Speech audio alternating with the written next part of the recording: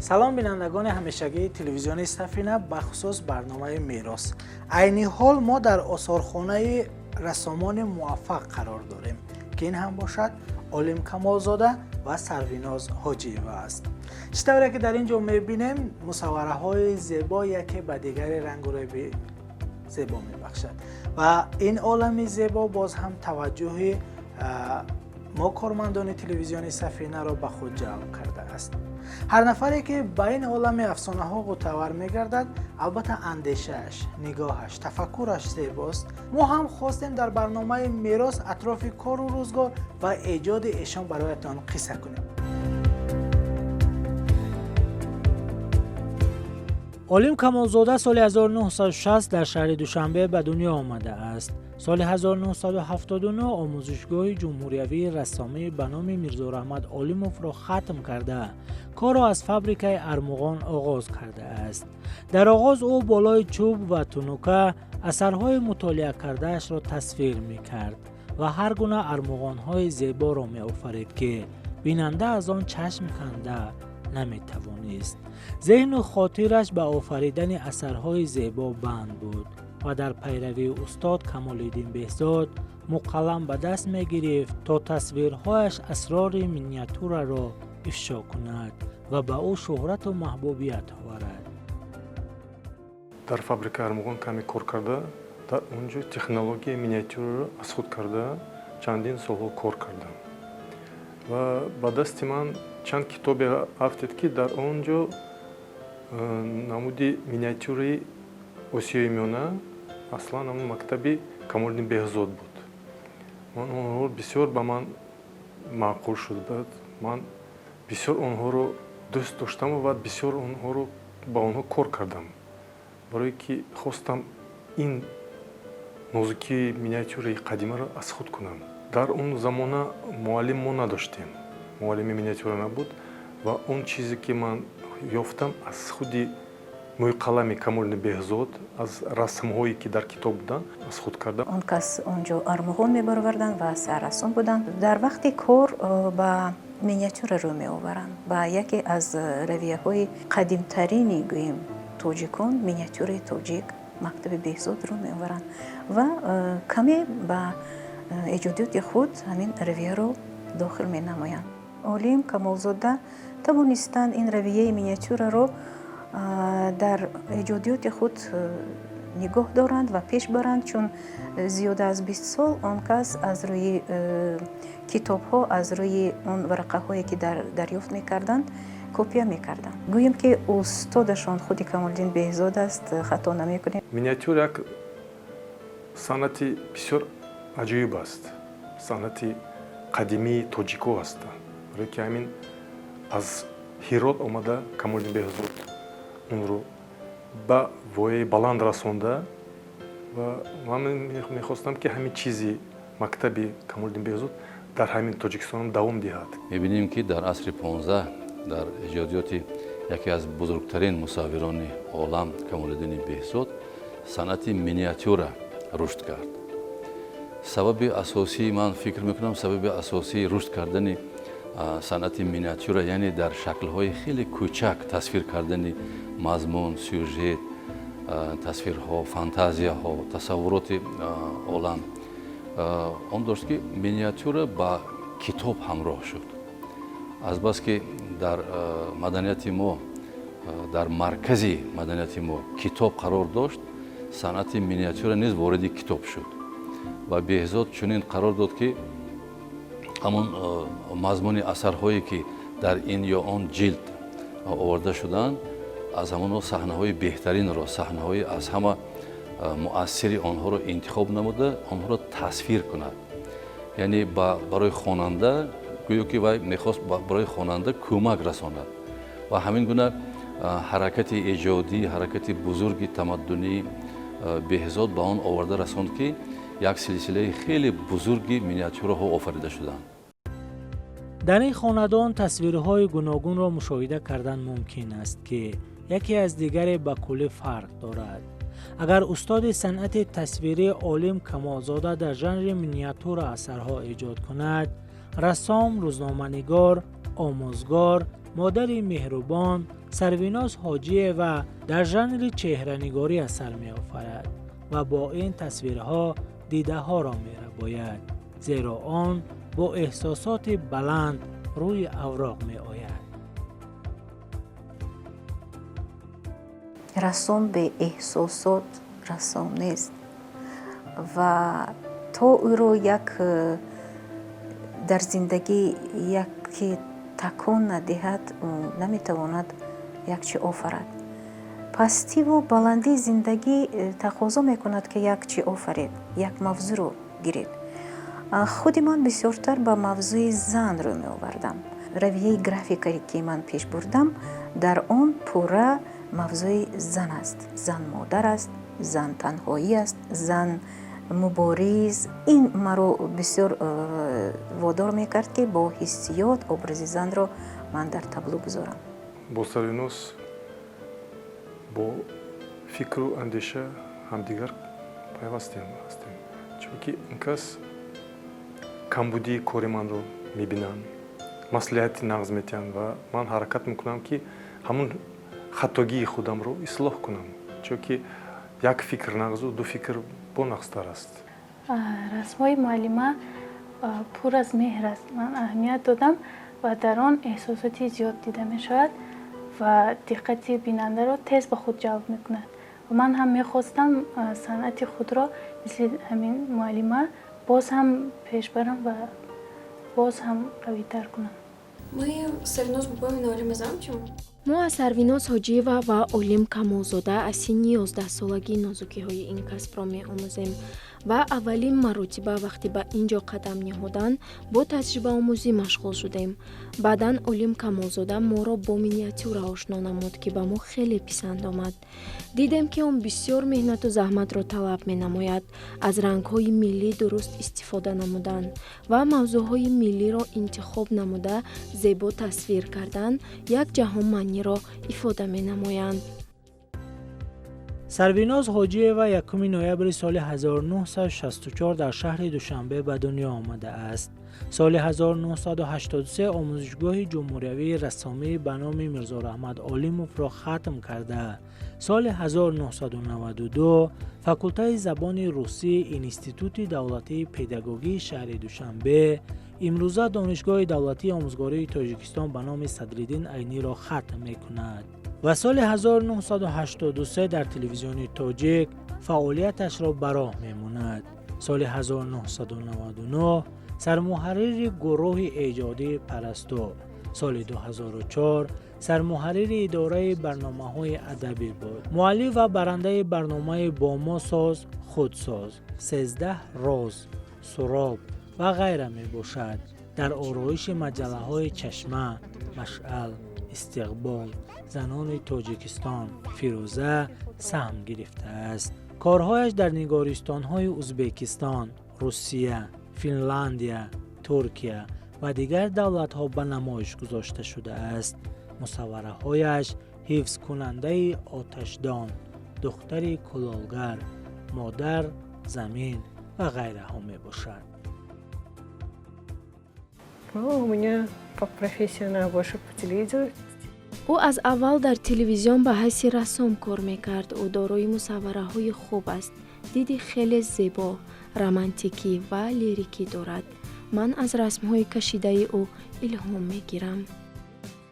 اونی که در تلویزیون برنامه‌های تلویزیونی بابت رسامان می‌بردم، این هم با من بسیار یاری می‌رسوند. چون هر یک گویم همصحبتی من که ابراز یک رسام رو من میتونستم در یک برنامه کشایم، برای من یک دانشگاه بود که من از او بسیار الهام میگرفتم و از او بسیار نیرو میگرفتم که باز هم در ایجادیات خود کار کنم. چیزی که اون کس تصویر میدهند بسیار چیزای نازک است، مدر است، تصویر زنها، چیزی که اون کس احیا میکنن به دل منم نزدیک است. من میبینم.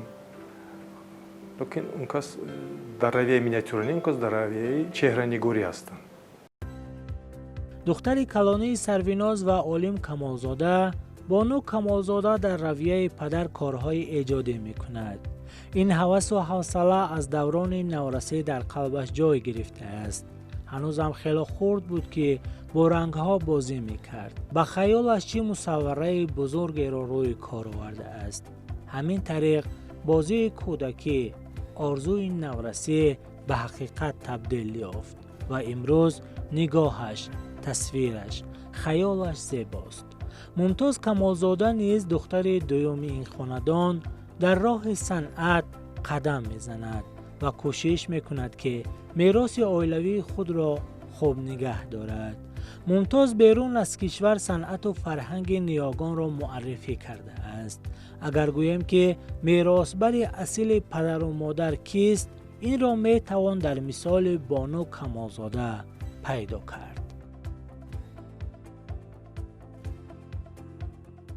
После папы находилась мама на работе. ман ҳангоми ба кор машғул буданаш ҳамеша дар паҳлӯяш будам ва аз рангҳои ӯ истифода мебурдам ва ба расмкашӣ мепардохтам. дар лухтакҳо низ сурат мекашидам. баъзе вақт падарам ба ман донаҳои шоҳмоте ки худ сохта буд медод то симоҳои гуногунро тасвир созам. кӯзачаҳоро низ ба ман медод то тахайюлоти худро истифода намуда онҳоро ранг намоям ва ман онҳоро ором медодам. он дастовардҳое ки ҳозир дорам, ин ҳам духтарони ман ҳастанд ки дар паҳлӯи ман ҳастанд ва ёрӣ мерасонанд, ҳам маънавӣ, ҳам гӯем, ҳам бинед ки якум духтарамо рассом аст ки дасти падарро гирифт, дуюм духтарамо аз дар хориҷа бисёр гӯем равияҳои ҳам санъат, ҳам санъатшиносӣ, ҳам равияи экономика ва дигар ҳозир ҳам духтуриро ҳам омехта истодааст. инҳо ду қаноти ман ҳастанд ва ман фикр мекунам ҳама он чизое ки мо ҳозир мебинему пешниҳоди гӯем бинанда мекунем, ин ҳам бо ёрии оила ҳаст, бо ёрии духтарон аст, бо ёрии фарзандон аст. духтари калонии ман Бону бо равияи миниатюра машғул аст ва мехоҳад ҳамин чизеро аз дасти ман ибрат гирад, бинад. каме бошадам ки ба он дасташро рост мекунам, мефаҳмонам, чизе аз дастам ман нишон медиҳам. чиба ки равияи бисёр камтар нозук аст, нозукиёш бисёр. барои ҳамин ман мехоҳам ки ҳамин чизро бонуҷонам давом диҳад, ҳамин миниатюра давомдиҳандаи оилаи мо шавад. تصویرهای روی کار آورده بانو کمالزاده امروز در فستیوال و آزمونهای جهانی راه یافتند و خریداران خود را دارند، زیرا هر یک مصوره با نگاه و اندیشه تازه روی کار می آید. پیروان ایشان روز از روز یاد می گردند و نازکی های ژانر مینیاتور را از خود می کنند. هر کجا که استاد فرصت پیدا می سازد به شاگردانش تعلیم می دهد تا این میراث ماندگار و جاودانه باشد.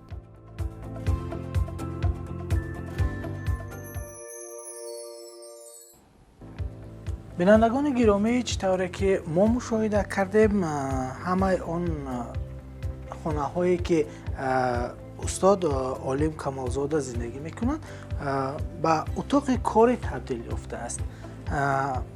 در یک خانه آثارخانه بنیاد گردیده است، در خانه دیگر باشد استاخانه. یعنی در اینجا گلدختران میتوانند آمده نازکی های صنعت تصویری را از خود نمایند. چطوره که در اینجا میبینید شاگردان معلمه سرویناز حاجی‌یوه و رسام موفق عالم کمالزاده، انیسه، مونیسه، پروینه، هر سه هم با هنر رسامی مشغول هستند و نازکی های این صنعت اصیل را از بر میکنند تا در آینده رسامان موفق باشند. پروینه در زیبایی آفری همتا ندارد.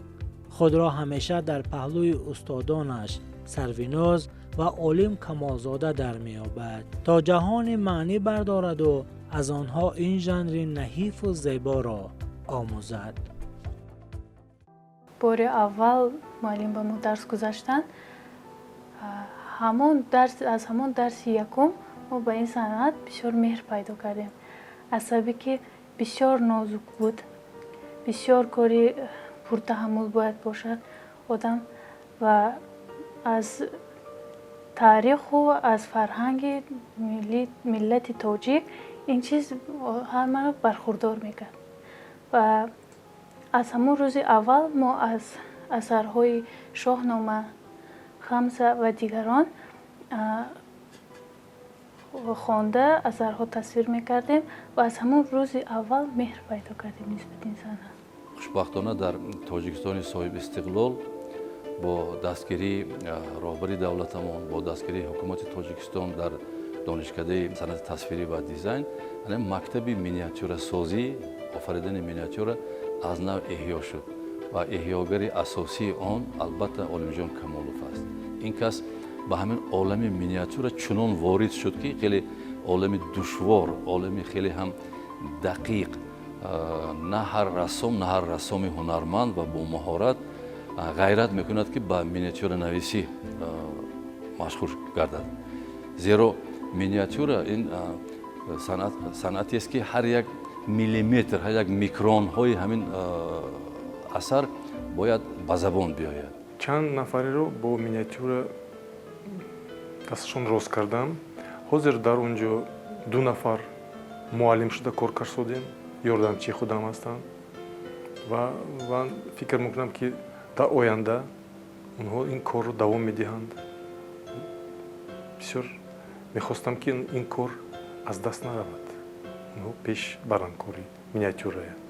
онҳо хатм намуданд, 2 нафарашон дар худи донишгоҳи давлатии дизайн ва санъати тасвирӣ дарс медиҳанд, худашон омӯзгор шуданд, вале ҳастанд он нафароне ки берун аз давлат ҳастанд. ҳадафи барномаи намоиши гузоштани намоиши миниатюра дар чӣ буд ва дар чӣ аст? ман фикр мекунам мо ки дар берун аз кишвар он қадар муаррифи миниатюраи тоҷик кардем ки дар Ирону Алҷазоиру дар Озарбойҷон дар байни 28 давлате ки иштирок карданд ҷои якумро ки ишғол кардем. ман фикр мекунам ҳозир ҳадафи мо барои пешниҳод намудан дар даруни дохили ҷумҳурӣ аст. намоиши асарҳои устод Олим Камолзода дар осорхонаи миллии Тоҷикистон боз ҳам тавонист мухлисони эшонро гирд оварад ва онҳое ки бештар ба санъати тасвирӣ майлу рағбат доштанд боз ҳам ҷамъ омаданд ва аз анамон офаридаҳояшон дидан карданд.